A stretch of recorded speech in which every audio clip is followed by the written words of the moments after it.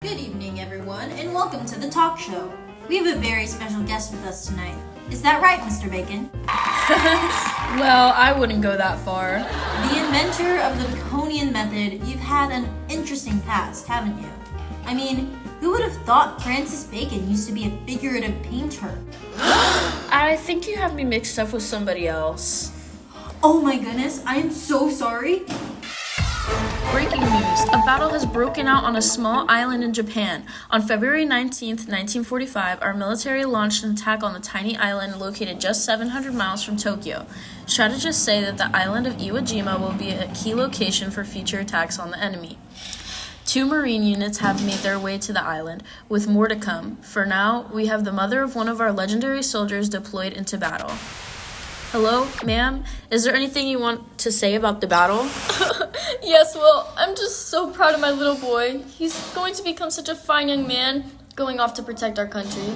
So you're proud? Yes, it does scare me a bit to have him all off on his own at this age, but he's really grown into himself. The danger frightens you. As any mother would be, all I ask is for my son's swift return at our victory.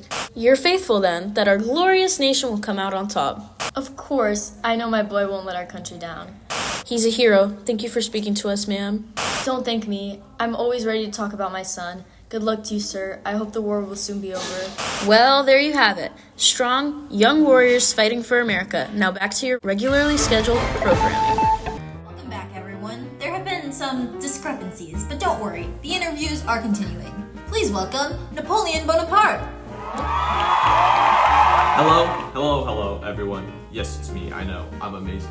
It's definitely been a while. How do you feel? It must have been hard to die so young, and of tuberculosis, no less. Excuse me? Are you talking about my son? Next question. So, how's the campaign going? Well, I was exiled twice. Yes, but what of Pedro? Who's Pedro? You know, vote for Pedro? Are you insulting me? How dare you? No, of course not. Breaking news! The day is February 23rd, 1945, 5 days after our brave soldiers have ventured out to the island of Iwo Jima. The American flag has now been raised. Iwo Jima is a tiny island located a short distance from Tokyo. It's an integral part of the plan to defeat Japan. Our troops are still fighting on the soil, but our outlook is hopeful that this battle will result in American victory. Currently on the island is photographer Joe Rosenthal. Rosenthal, do you have anything you'd like to add regarding the fight? Hello? Yes, the fight. Well, the journey up the mountain was steep and sandy. Bodies were littered everywhere. Lots of caves, too. Enemies hid inside of them. How did you avoid the main action? Some of the army men guided me up the trail. We got closer to the mountain and witnessed a small group of men attempting to lift our flag. I rushed up the mountain and stood a distance away for the photo. And what happened after the flag was raised? Lots of shouting, cheering. I got a couple nice shots. Do you regret making the journey through the battle? I hope it was worth the effort. The first day was very hectic. Now it's calmed down a bit as our troops march across the island, but it's still hectic. Thank you for your time, Rosenthal. You're welcome. Make sure to pick up our newspaper tomorrow morning. Witness real scenes from the fight in photograph form. That's all for today, folks. We now return you to our regularly scheduled program. Yana Brandina here again for your favorite commercial breaks. Today, a free once-in-a-lifetime opportunity for a certainly bizarre trip. Would you like a break from all the conflict going on right now? Well, I know I would. Dial 675-256-2435 for a free trip for you and 4 of your friends. Starting in Tokyo, Japan, and traveling all the way to Egypt, this trip will include surprising stops in India, Pakistan, China, Singapore, and more. Now, while some listeners may have some gripes about traveling near Japan and Pakistan due to all the conflict going on right now, don't you worry. This trip takes place next summer, and conflicts will for certain have died down by then. Plus, what's a little adventure? Now, keep those ears perked, boys and girls. Here we have a listener who tagged along on this trip with a group in the past, including my good friend, Joaquin K. Are you sure that's how you say his name? Yes, that's my friend. Now tell the viewers your dazzling experience. Well, to start, I tagged along in a group with 4 other guys that seemed like they were on an important mission. Regardless, we experienced a boat ride through the South China Sea and witnessed the beautiful journey.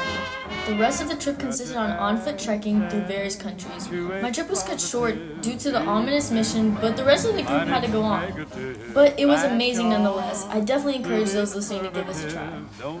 Alrighty, thank you Bruno Yobi, for your recount of that experience. To clarify, for the listeners at home, she said ominous mission is not a part of the official tour. Bruno was just a young girl when she went on the trip, but the rest is of course 100% true. Hey, wait a minute.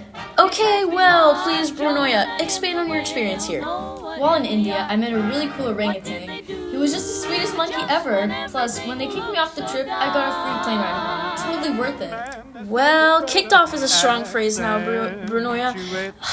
Cut her mic now. But thanks for your beautiful retelling of our specialty trip across Asia and into Africa. And remember to say hi to our sponsors along the way.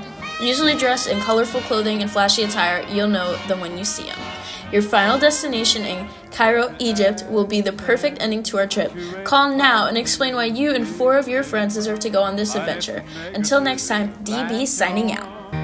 Welcome back, everyone, to the talk show. Today we have a very special guest. Please welcome Julius Caesar. Hello, fellow Romans. It appears that you've done a lot in your life, Caesar. Naturally. Dictator of Rome, you've probably done a lot for the people. Your friend, Mark Antony, speaks highly of you. Yes, I'm aware. What would you say is the most noble thing you've accomplished? Wait, actually, don't tell me. Is it when you refused the crown? What crown? Why, when the people were trying to crown you as a king, you refused the title. I always knew you were a great man, one who opposes all forms of tyranny. Oh yes, of course. I really believe that I should gain unlimited power to rule Rome single-handedly. Nothing like pathetic monarchy. What? A dictator for life. I will rule all of Rome with an iron fist. That really doesn't sound like what Shakespeare... Yesterday, on March 25th, 1945, the Japanese forces on Iwo Jima launched one final attack. The group of men attempted to counteract American troops on the island. Iwo Jima is a small island near Japan that serves as a strategic location for American military forces. Today, March 26, our troops have bravely defeated the enemy, though many casualties took place. Now, our president, Franklin D. Roosevelt, would like to have a word. Hello, my fellow Americans. It is with great pleasure that I announce the ending of the Battle of Iwo Jima. Many American lives have been lost in this fight, but it is not without reason. Iwo Jima will help us win the war for Allied forces. I have seen the appeal of the photograph taken by Rosenthal. Our troops bravely raising the American flag over the island. Today, I would like to invite all 6 of the flag holders to Washington, D.C. It will be wonderful to see you all in the flesh. That was President Franklin D. Roosevelt on the Battle of Iwo Jima. Rest assured that America will have victory in this war. That is it for now. Back to your regularly scheduled program. Are you tired of hearing endless commercials?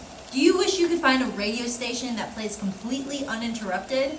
Well, look no further than 96.7 Sizzle, where it's all bacon sizzle sounds all day.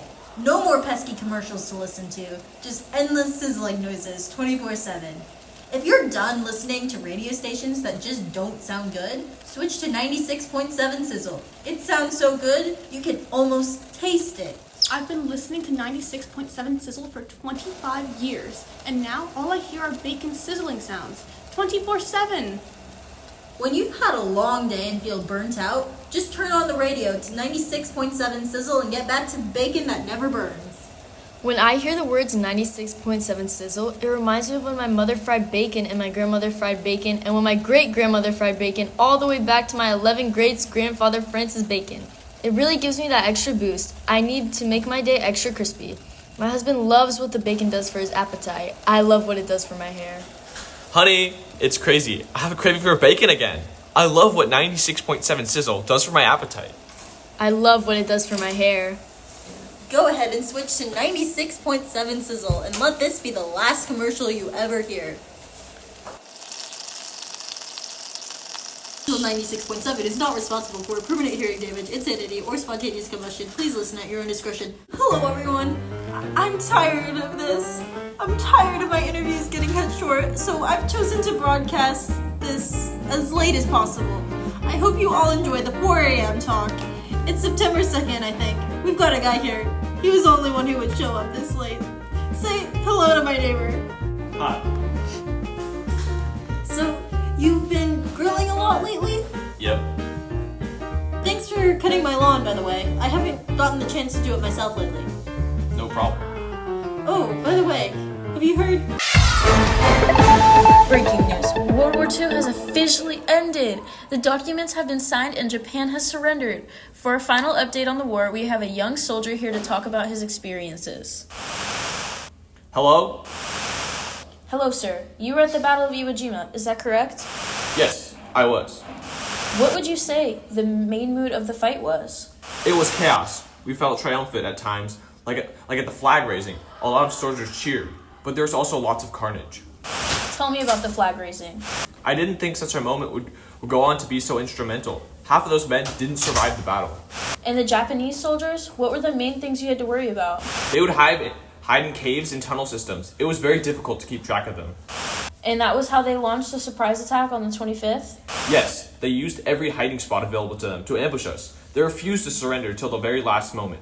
Some of them might even still be in the tunnels. That's very interesting. What do you have to say about the official ending of the war?